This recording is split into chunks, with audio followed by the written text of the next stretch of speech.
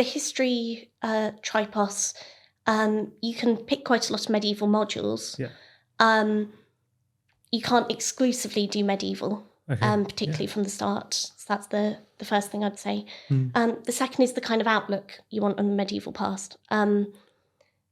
The ASNC degree and the ASNC department is designed to be very interdisciplinary, because we're thinking if we're going to think about medieval peoples and the way they lived in the past, we need to not only look at sort of historical evidence, but also literary evidence, or learn the languages, or look at archaeology, material culture.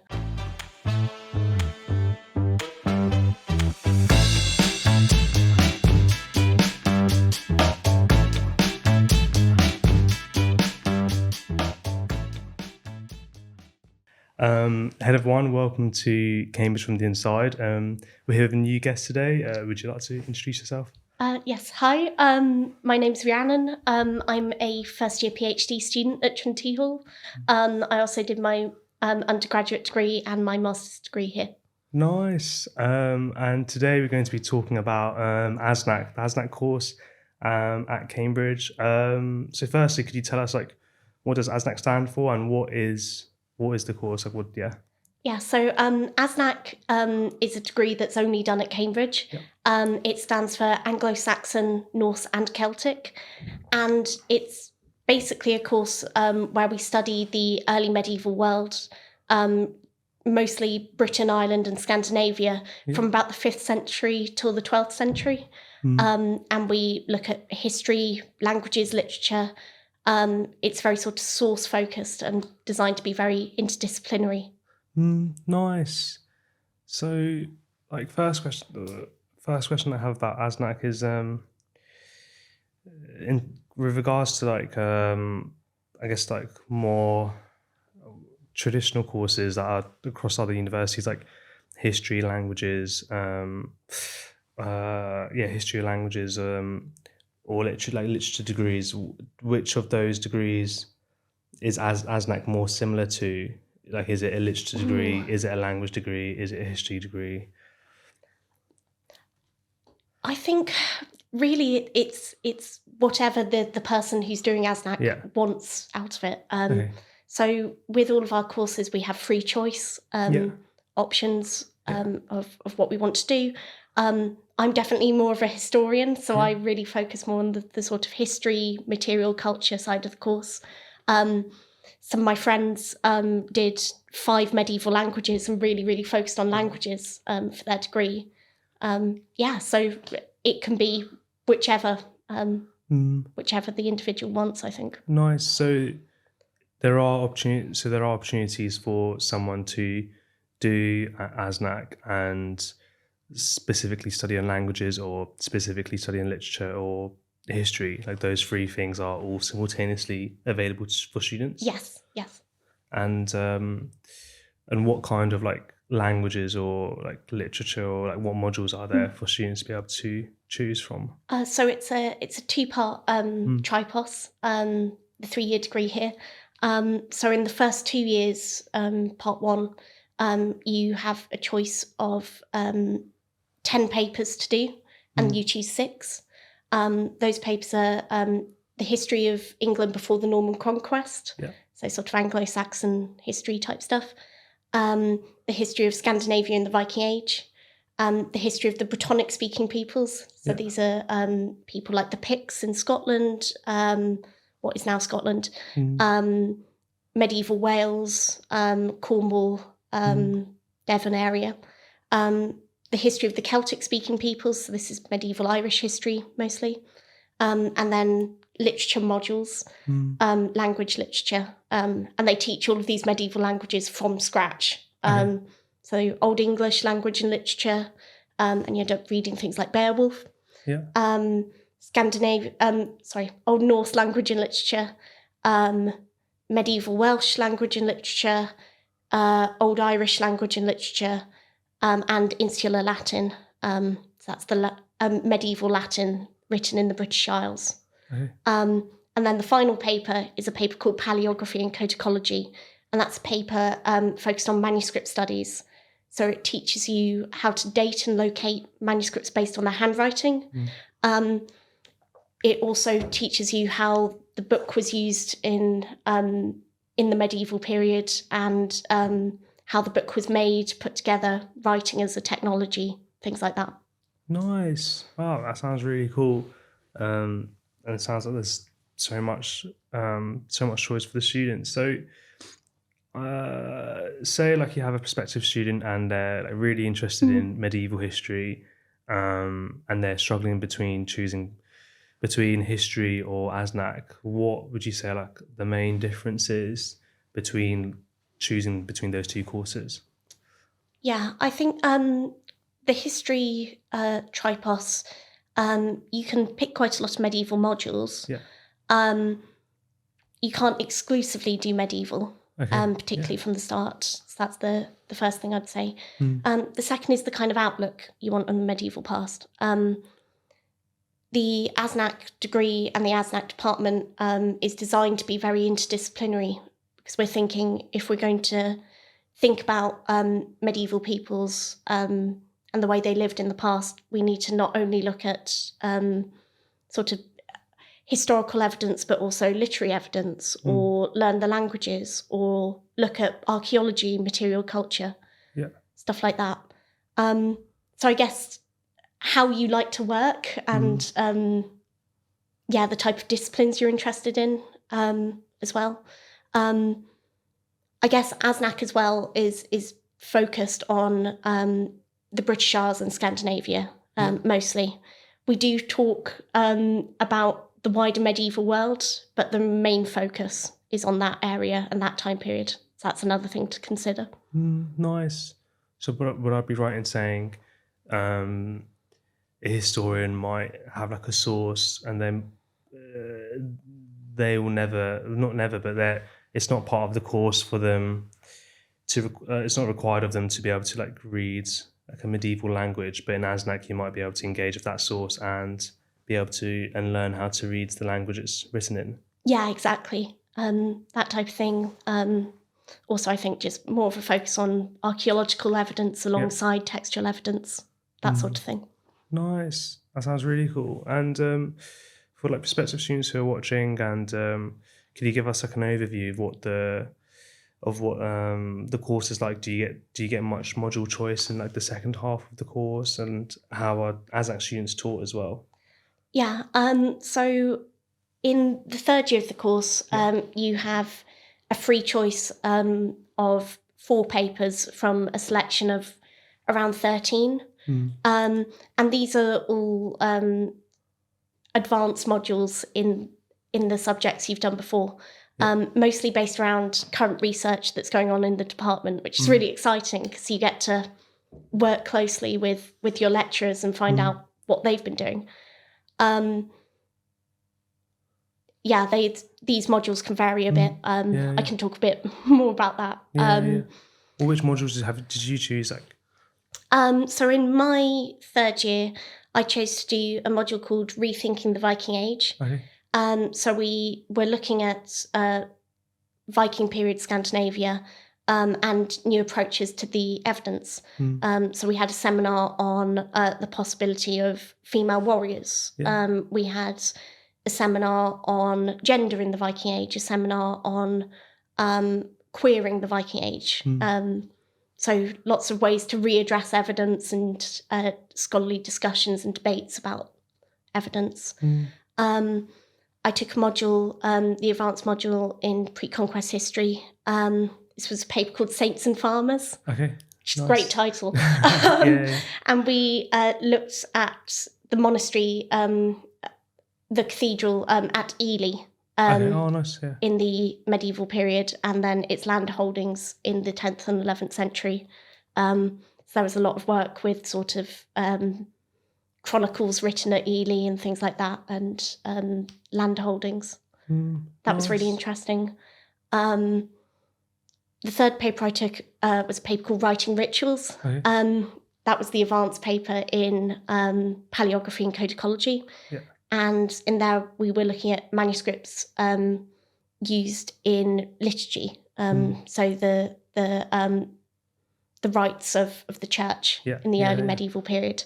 And that paper sort of spurred a real interest in liturgical manuscripts that went on into my master's research, now my PhD research. So I really love that paper, clearly. And then the fourth paper I borrowed from the divinity faculty. Okay. And I did a paper on late antique Christianity. Nice. So is there, alongside the other disciplines we've talked about, history, languages and literature, is there much opportunity to do theology and religion, like modules that are related to divinity within ASNC? I mean, I think whenever you're studying the medieval past, quite a lot of what you talk about goes back to religion or belief in some way. Yeah. So, for example, studying insular Latin literature, a lot of the literature is things like saints' lives or texts written for the church. Yeah. You can borrow 2 divinity papers as part of ASNC. Nice. One in second year and one in third year. Yeah. And there are other borrowed papers available as well. So you can borrow papers from the divinity faculty.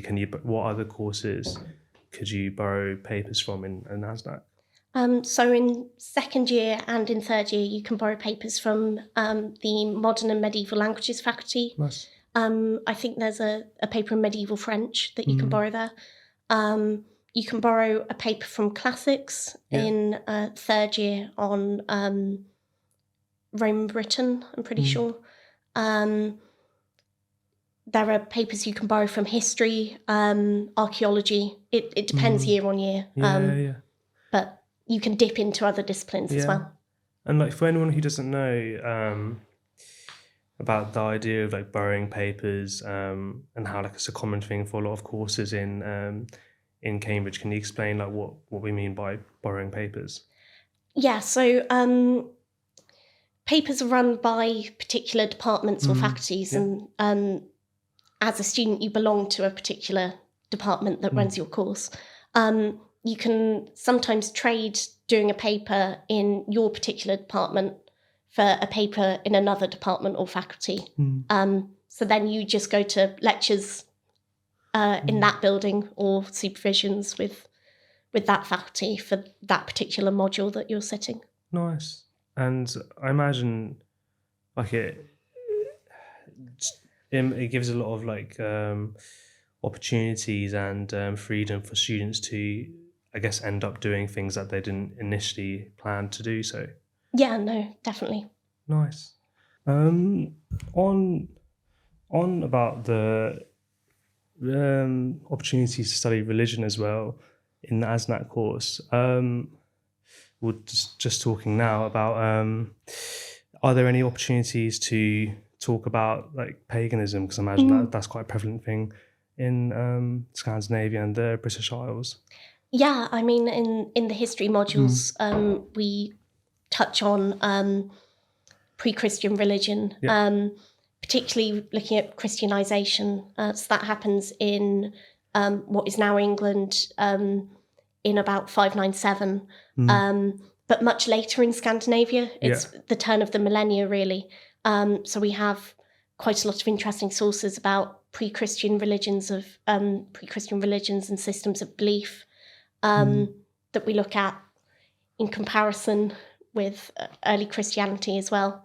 Lots of archaeology in Scandinavia or descriptions of practices. That's just fascinating. Nice. And out of curiosity, I think because ASNC's quite a niche course, as you're saying, it's the only course that's studied, taught in it. It's the only course that's the only place you can study is in Cambridge. How did you come across ASNC, and like what made you, like what drew you towards the course? Yeah, really good question. For me, it was manuscript studies. I've been really interested in old books and medieval manuscripts for a couple of years before I came to applying to university and thinking about university courses. And I was looking for courses where I could work really closely with medieval manuscripts from day one, rather than going into it in graduate study, which is what a lot of people do. And ASNC really stood out as an opportunity to do that. I'd also been on a school trip to Iceland. It was a geography trip. And we were meant to go and sort of think about volcanoes and glaciers and stuff. And I came back with a copy of the Icelandic sagas. So they're these stories in Old Norse, and they're great stories. They're full of blood feuds and ghosts and battles and adventures abroad. And I think that was the other pull. Nice. Oh, that sounds really cool. It's a bit different, but it reminds me of when I was really young, I used to read the Percy Jackson books, and that's how I kind of got into classics. Yeah. And I think there's a Norse version as well. That sounds really cool. Can you tell us a bit more about what these like Icelandic sagas are like, and can you study them in the course? Yeah, so I got to study them as part of the Old Norse Language and Literature programme, which was great because I can now read them in the original language, which is amazing. But these are just one form of literature we have surviving in Old Norse. We also have poems, both a type of poetry we call Eddic and a type we call Skaldic. And then other prose texts like Snorra Edda, which was written by a man called Snorri Sturluson, and he's sort of explaining Old Norse mythology. He's writing as a Christian, explaining the stories of the past to his audience. But the sagas are great. They mostly are quite genealogical in focus. So we start by going, this man sailed to Iceland and set up this homestead, and then here are several generations. And then you tend to get to your big saga hero, who will often go abroad to fight or end up as part of a feud in the island. They're great stories. Lots are available for free online in translation, so I highly recommend. Nice. I think my favourites are Eod Saga and Lagstala Saga, which interestingly might have been written by a woman. There's some scholarly debate there, which is really, really exciting. That is really exciting. This might be a dumb question. When someone says like the term like Western civilization, or how a lot of the Western world is built off Greek and Roman influence in history, how far into Northern Europe does that go into? Like, does that overlap with Scandinavia, or have they always been quite separate? Oh no, massively. So in Snorra Edda, the text I was talking about before, there are all of these ways where they relate the sort of pre-Christian Scandinavian past to classical civilization and to Christianity, as a way to sort of say, it's okay, we can talk about this is cool. So we get false etymologies going. So you get Thor, the god Thor, being called Hek-Thor, so that then he can be a Trojan, for example. Right. Okay. So it goes all the way across. It's really fascinating stuff we learn about in these literature lectures about classical inheritance as well. Nice. So one question we have later on is what are the like similarities and differences between what someone would study in like classics and ASNC, and how much of an overlap would there be between the two courses or the two histories, and how much of a difference would there be? Yeah, I think as disciplines they're pretty similar actually. Okay. It's always quite a nice shorthand to describe the ASNC courses. Sorry. Yeah. As a bit like classics, but for the early medieval British Isles and Scandinavia. So we study history, language, literature, material culture in a very interdisciplinary way. Yeah. And that's very much the same for the classics course, just for ancient Greece and Rome and the surrounding areas. Nice. So if someone's trying to choose between the two, would I be right in thinking it would be like the subject content that would be the biggest difference rather than the disciplines that you'd have the opportunity to do? Yeah, I think so, definitely. The one discipline I think is unique to either. I mean, the palaeography and the manuscript studies is unique to ASNC. That's not something you get in classics. On the other hand, something like philosophy as a subject that you study, and it is ancient philosophy, but still philosophy, is unique to classics. Yeah. And I've touched on in sort of dissertations and readings medieval philosophy stuff, but it's not taught as a paper. Okay, nice. That's really cool. And with regards to like the teaching, if like I'm an ASNC student, how would I be taught? Are these lectures? Are there supervisions? Do I have to do any translations? Yeah. So the course is taught with lectures and supervisions, and also some classes. Yeah. So for each of the history modules, you're taught in lectures. You have one lecture a week for each of those courses during term time. And then over the course of part one, the first 2 years, you'll write 6 supervision essays in that history paper that will be then discussed in a supervision one-on-one in ASNC, which is great. It's a wonderful opportunity to maybe ask questions that you might feel are a bit silly, or just go really deep into areas you're really interested in this topic with one of the lecturers or a PhD student in the department who'll be researching that field. The language and literature papers, you have a literature lecture once a week for each, and you write 6 supervision essays on the literature in much the same way. But you also have a language class where they teach that language from scratch. And you'll prepare translation nice. for that class as well. Palaeography works in a similar way. So you have lectures on book history. And then you also have classes where they teach you how to identify different hands, transcribe them, how to expand abbreviations, things like that. Nice. And this might be another dumb question. What does palaeography mean?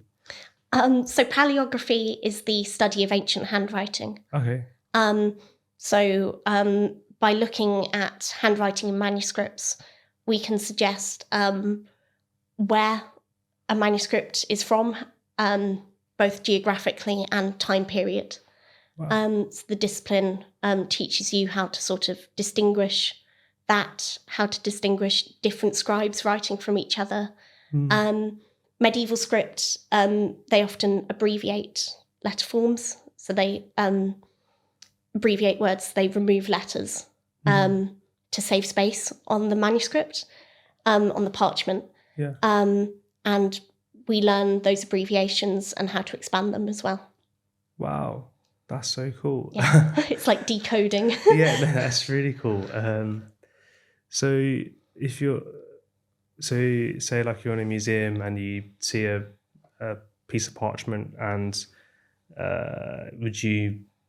how often would you say you'd be able to kind of work out what time period, or even like geographically where it's from? Now that I'm 5 years in, pretty often.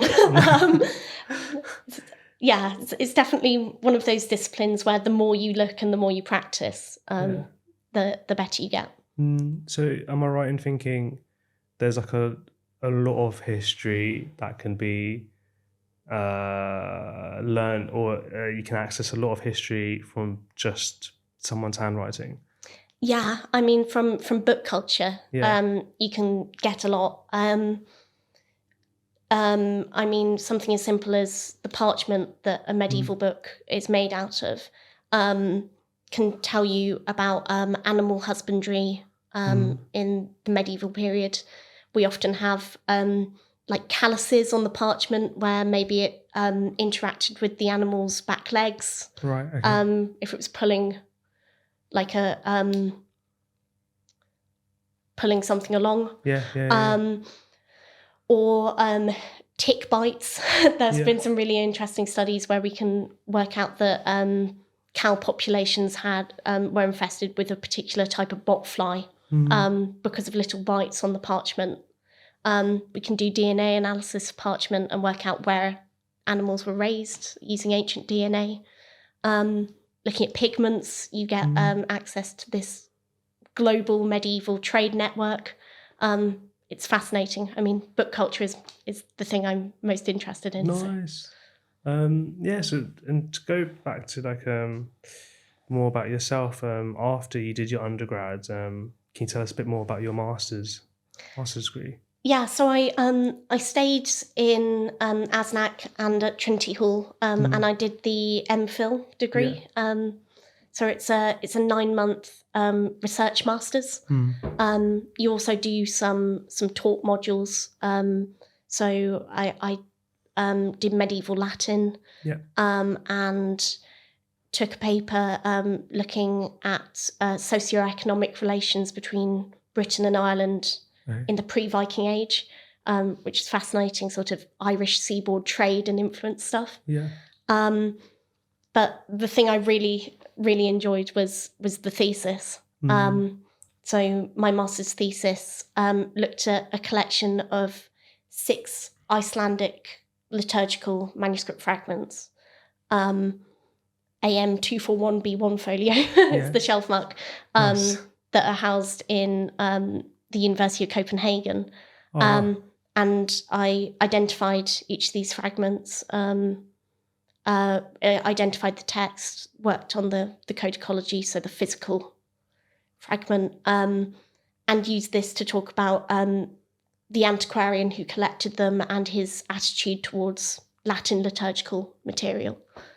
Nice, wow. And you did that in Copenhagen? I spent a bit of time in Copenhagen looking at the manuscripts, and then from pictures and my notes and digitisation, then worked on that. I also went to the University of Uppsala in Sweden to look at a related manuscript.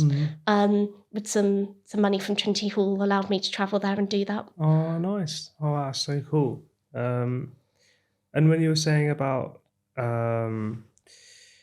the person's views on the I'm kind of butchering what you were saying now. When you were saying the antiquarian's views on the what he'd collated, is that kind of working out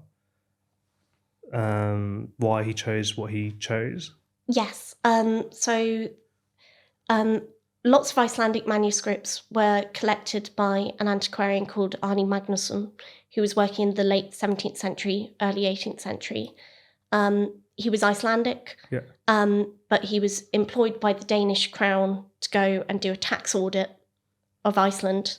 And while doing that tax audit, he collected lots and lots of manuscripts that he took back to Copenhagen with him, where he was a professor at the university there.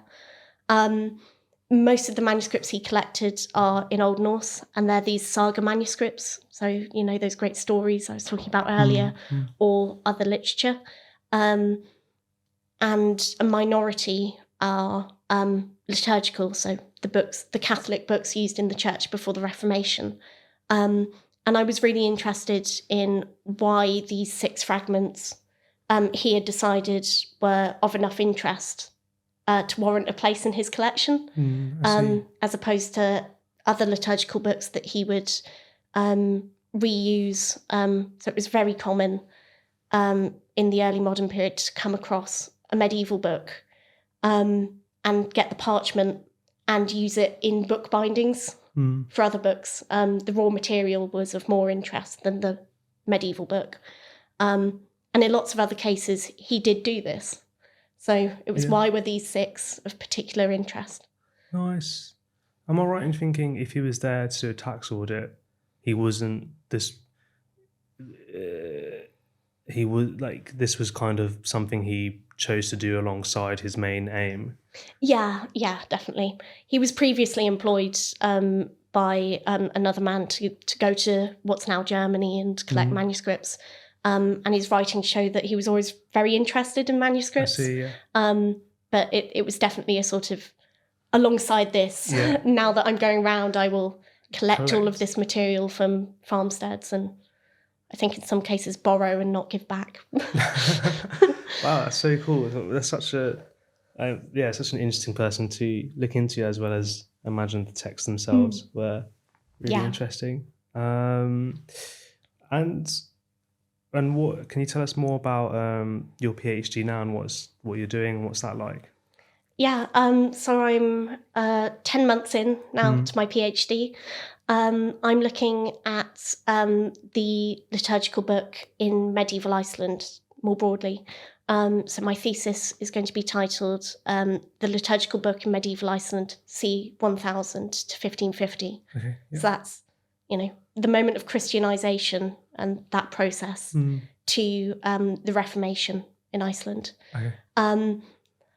At the moment, I've been working on a couple of chapters of this thesis. So I've been researching church inventory charters from medieval Iceland. So these are lists where they write down everything that the church had, both like physical objects and assets. And I've been going through these and making notes of all the different words for liturgical books in the Old Norse, and then trying to think about maybe what these books were. It's allowing me to think about distribution of books in medieval Iceland, that type of thing. And that's been really interesting and useful because lots of these books don't survive. Fragmentation, context and things are very complex for liturgy, but we have a tiny, tiny portion of what there once was when we look at these charters and compare. So that's a chapter I've been working on. I'm also looking at a collection of 4, possibly 5 fragments. I've got another I need to go and see. Of the office liturgy of Saint Olafur. So this is Olaf II of Norway, Olaf Haraldsson, who's credited with Christianizing Norway. And he then became the patron saint of the archdiocese of Nidaros that medieval Iceland is under in this period. So I'm looking at chants for him that were done in medieval Icelandic churches and thinking about how they may have been similar or different to how that liturgy was done in Norway. So, yeah, 2 chapters I'm thinking about quite a lot at the moment. Nice, that sounds really cool. I just wanted to also talk about, because it sounds like there's, as an academic within ASNC and as an academic in general, there seems to be a lot of travel opportunities. Are there many conferences and revolving around ASNC? Are there many academics nationally, internationally, who are looking into these things alongside yourself? Yeah, quite a lot.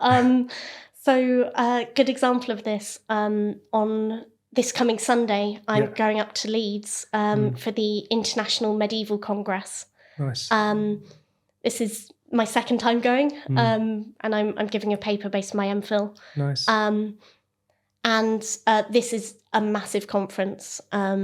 It's over 1,500 panels, of which there'll be 3 to 4 papers by anyone from a master's student, like I was when I first went and gave a paper last year, to professors, full professors, going and giving papers.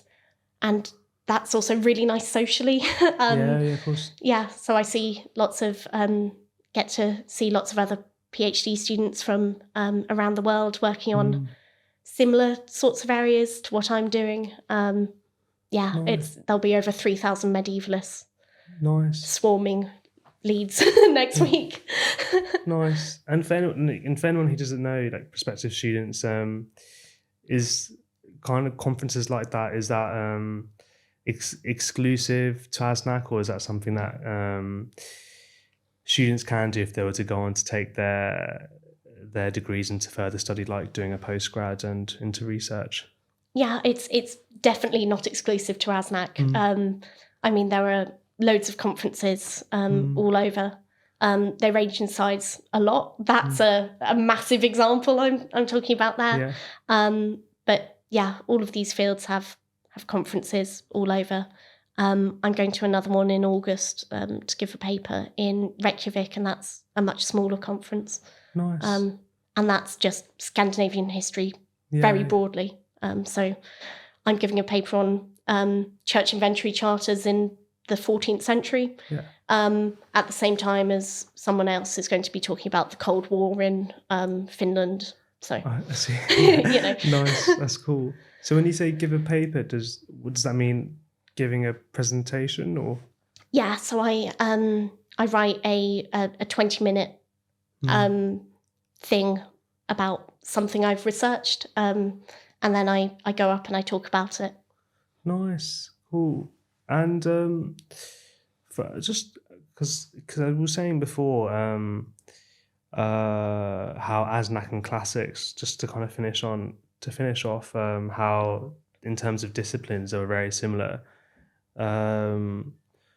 Was wondering, do you think ASNC is a course that a lot of people might be really interested in but just haven't heard of or looked into? Because it seems like Classics is quite a popular course, but ASNC isn't as much. But normally people find out about it after they've chosen a course. Yeah, no, I think so, definitely. ASNC is very, very small. I think in some ways that's what makes the department so nice. It's a real community. So of course you have college community, and then my undergraduate year in ASNC, there were 21 of us, so we all knew each other really, really well. Nice. Yeah, but I'd encourage anyone who's interested in thinking about the past in an interdisciplinary way and wants to learn some cool ancient languages and also look at archaeology and history to consider ASNC. Nice, amazing. Well, thanks, Rhiannon, for such an interesting podcast. I think really important podcast as well, because there's just not enough. I think there should be more information about ASNC because it's such a huge course and loads to talk about. So yeah, thanks for being here, and thanks for the viewers for watching, whether it's on YouTube or your podcasting platform. We're hoping to do more podcasts on the remaining courses that we have. So yeah, see you guys next time. Nice. Oh, thank you. How was that? Yeah, good.